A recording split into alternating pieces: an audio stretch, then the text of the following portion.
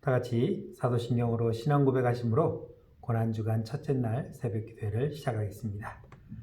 전능하사 천지를 만드신 하나님 아버지를 내가 믿사오며 그 외아들 우리 주 예수 그리스도를 믿사오니 이는 성령으로 잉태하사 동정녀 마리아에게 나시고 본디오 빌라도에게 고난을 받으사 십자가에 못 박혀 죽으시고 장사한 지 사흘 만에 죽은 자 가운데서 다시 살아나시며 하늘에 오르사 전능하신 하나님 우편에 앉아 계시다가 저리로서 산자와 죽은 자를 심판하러 오시리라.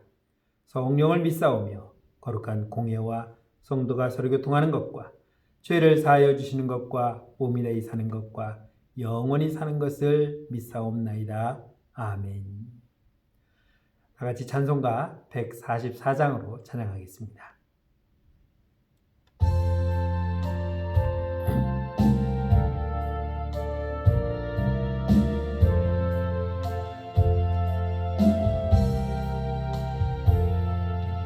예수 나를 위하여 십자가를 질 때 세상 죄를 지시고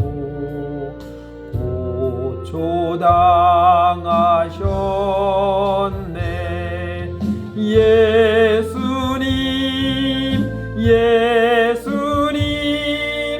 나의 죄 위하여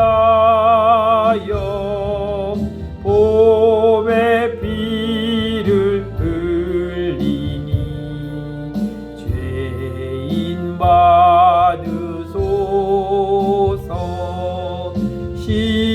십자가를 지심은 무슨 죄가 있나. 저무지한 사람들 메시아 죽였네.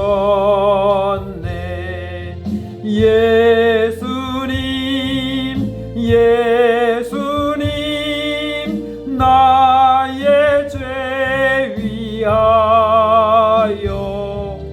보배 피를 흘리니 죄인 받으소서.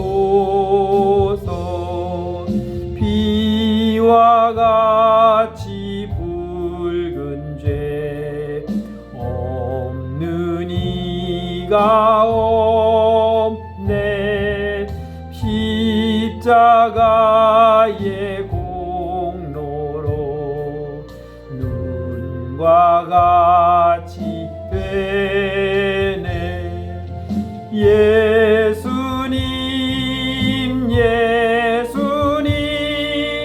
나의 죄 위하여 보배 피를 흘리니 죄인 받으소서. 아름답다 예수여 나의 좋은 친구. 예수 공로 아니면 영원 형벌 받네. 예수님 나의 죄 위하여 보배 피를 흘리니 죄인 받으소서.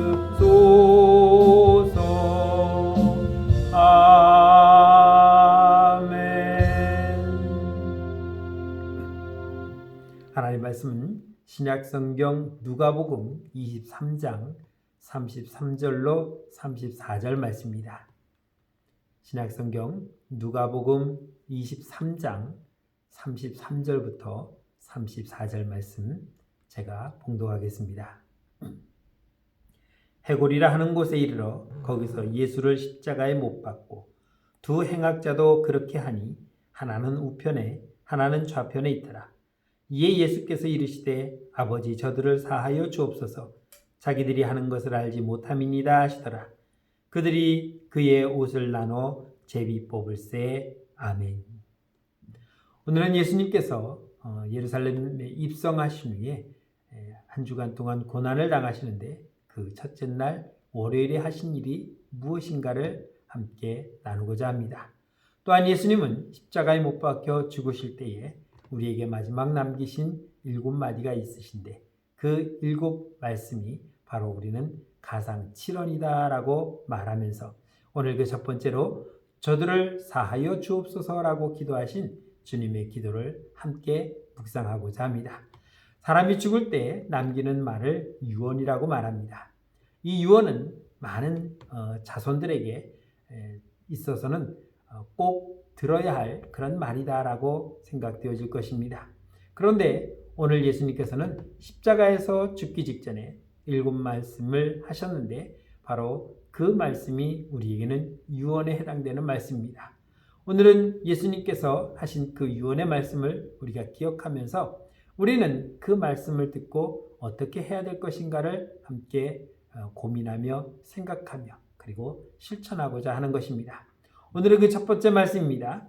바로 예수님께서 극한 그 고통 속에서 주님이 하신 말씀을 우리는 오늘 본문 34절에 있는 말씀에서 찾아볼 수 있습니다. 아버지 저들을 사하여 주옵소서 자기들이 하는 것을 알지 못함이니이다 라고 주님은 기도하고 계시는 것입니다.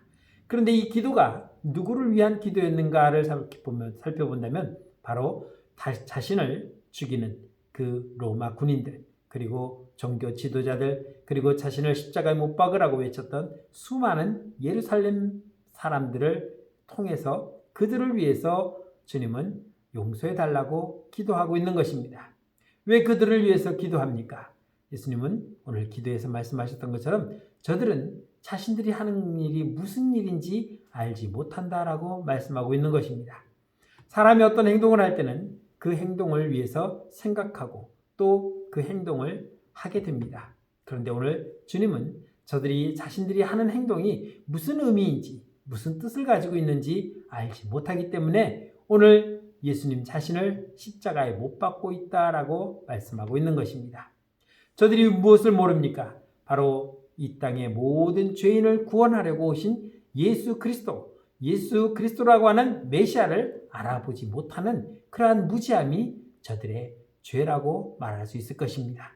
그것을 알지 못하는 저들이었기에 예수님을 잡았고 예수님을 매질했으며 예수님을 십자가에 못 박아 죽였던 것입니다.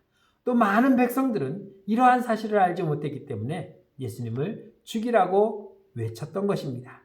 오늘 예수님은 그들을 위해서 저들의 죄를 용서해달라고 자신들이 하는 일이 무슨 일인지도 못하고 알지 못하고 행하는 저들을 용서해달라고 오늘 기도하고 있는 것입니다. 우리는 예수님의 기도를 통해서 두 가지를 생각해 보고자 하는 것입니다. 첫째는 아무리 우리가 중한 죄를 지었다 할지라도 우리는 이제 주님의 그 십자가 지심으로 말미암아 우리의 죄가 용서받았다는 사실입니다. 우리는 씻을 수 없는 죄를 지었고 그리고 그 죄로 말미암아 모두 죽음이라고 하는 것을 얻게 된 그런 사람들입니다. 그런데 주님은 우리를 살리시기 위해서 대신 십자가에 못 박혀 죽으심으로 말미암아 우리의 죄를 용서해 주었습니다. 그렇기 때문에 이제는 우리는 그 어떠한 죄를 지어도 우리는 주님 앞에 회개하고 자복하면 우리의 죄를 다 용서받을 수 있다는 것을 우리는 잊지 말아야 할 것입니다.